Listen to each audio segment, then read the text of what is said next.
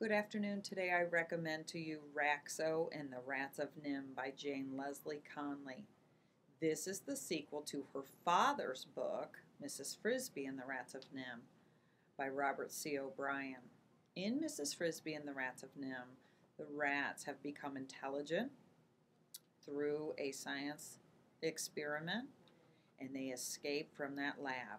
They find sanctuary under the rose bush in the farmer's garden, and Mr. and Mrs. Frisby have become friends with those rats.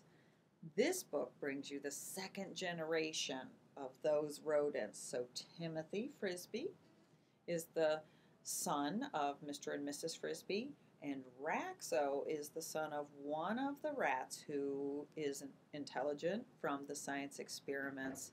I will not tell you who his father is, but you will find out at the end of the book. I'd like to share with you a passage.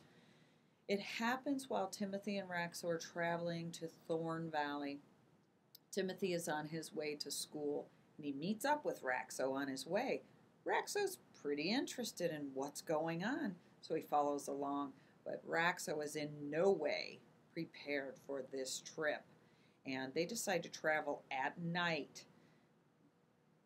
This is what happens: the narrow escape.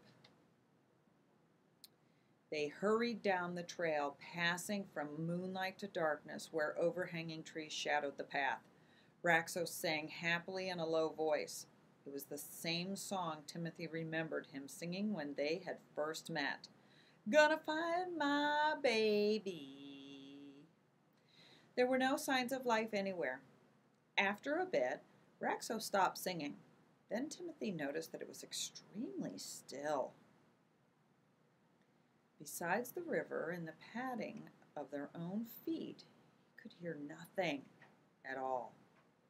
Raxo was walking ahead of him on his left, in the shadows of the branches of an oak tree. Suddenly, Timothy thought he saw the shadow move. Then it did move. It stretched as if it had come alive. Timothy stopped, and as he stopped, the shadow moved to cover him in the spot where he stood. The moon was blotted out by the huge, dark wings. The shape fell towards Raxo. A high-pitched scream filled the air. Raxo could not move. He was paralyzed by fear.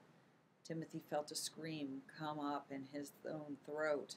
He lunged and knocked Raxo down. He fell over on his back on top of the rat. The bird hovered above them. His yellow eyes shone like moons. Timothy saw the great talons descending. He felt pain.